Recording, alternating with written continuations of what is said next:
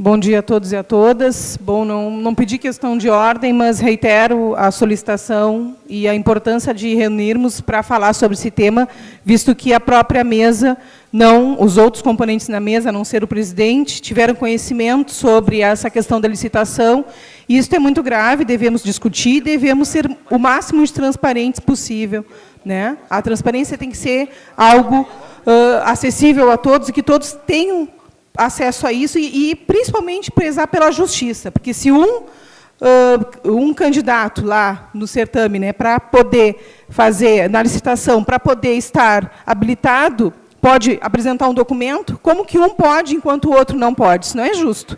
Temos que ver isso. Mas o que me traz à tribuna hoje é uma questão que, a princípio, eu nunca havia trazido, mas é uma questão muito importante que deve ser discutida. Vou começar com uma frase. A educação é um ato de amor, por isso, um ato de coragem. Não pode temer o debate, a análise da realidade. Não pode fugir à discussão criadora, sob pena de ser uma farsa. Essa frase de Paulo Freire. Por que devemos falar sobre isso? A partir do que Paulo Freire nos ensinou? A partir dos ensinamentos desse grande pensador, conhecido mundialmente, pensador da educação. Quando nós vemos, em pleno século XXI, pessoas falando sobre escola sem partido, por exemplo, ou de que a escola está doutrinando os alunos e que deve ser neutra. Uma suposta neutralidade, quando as pessoas defendem uma suposta neutralidade da educação. Uma suposta neutralidade. Por que digo suposta? Porque, como o próprio Paulo Freire disse, não existe neutralidade. Não existe educação neutra, não existe ensino neutro, não existe ninguém neutro. Todas as nossas ações são ações a partir da nossa ideologia, do que cada um de nós pensa. E a educação não é diferente. A mídia não é diferente, os partidos políticos não são diferentes. Todas as pessoas têm um pensamento de acordo com as suas experiências, de acordo com aquilo que foi construído. E na educação não é diferente. Na educação não existe neutralidade. E o que a educação vem a contribuir com o cidadão? Como que a educação pode contribuir com o cidadão, com a construção do cidadão? A escola ela forma pessoas para trabalharem, para estudarem, para estarem no mundo. Forma cidadãos. E a escola, muitas vezes, é cobrada para que ela seja transformadora, para que transforme cidadãos participativos, para que as pessoas possam fazer a crítica a tudo o que acontece. E como que nós vamos querer uma escola transformadora dizendo que a escola tem que ser neutra? Como que nós vamos querer cidadãos participativos se nós não vamos deixar o nosso aluno fazer a crítica e participar? Quando nós criticamos, por exemplo, uma postura, né, crítica de um professor, ou, enfim, de qualquer pessoa dentro da escola, nós estamos podando a grande transformação que a escola pode trazer na sociedade. Nós estamos podando que aquela criança, aquele adolescente, aquela pessoa que está na escola, possa sair da escola e imediatamente transformar a realidade onde ele vive.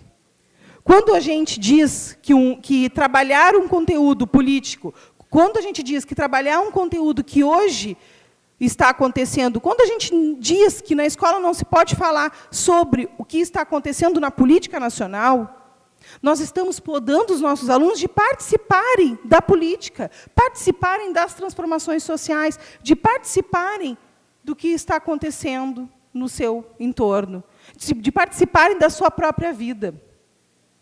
Porque tudo que acontece no momento político, todos os acontecimentos que acontecem naquele momento, eles são diretamente impactados no adulto, na criança, no adolescente, enfim, no aluno. E não tem como a escola se eximir, não tem como a escola simplesmente negligenciar alguns assuntos. Não pode. Isso não é papel da escola. Então, trabalhar um conteúdo atual, trabalhar o momento político que vivemos, trazer à tona as discussões, falar sobre leis, falar sobre o que está acontecendo, dizer como funciona a política na escola, isso sim é trabalhar um conteúdo, é transformar a realidade, é não ter medo de discussões, é não ter medo de se posicionar, inclusive o próprio aluno, o professor, qualquer pessoa nesse processo. Porque ninguém é paciente num processo educativo. Ninguém simplesmente recebe o conteúdo pacientemente. Não existe isso na educação. O que existe é o diálogo e a construção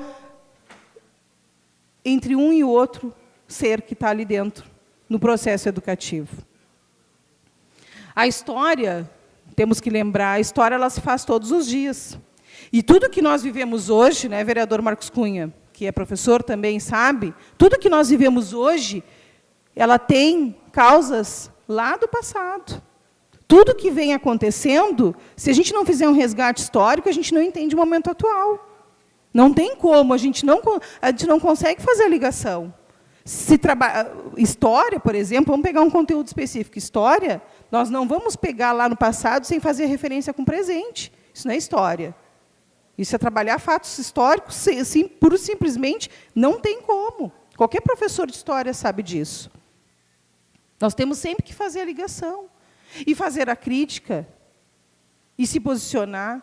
Só assim a gente vai ter uma educação, de fato, crítica e transformadora, como bem dizia o Paulo Freire.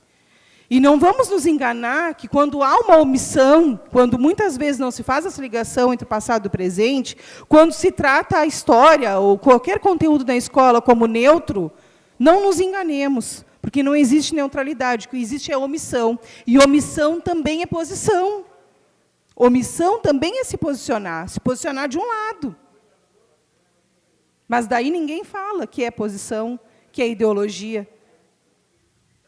E aí, para terminar esse tema, trago também mais uma frase de Paulo Freire, que nos faz pensar enquanto professores, enquanto educadores.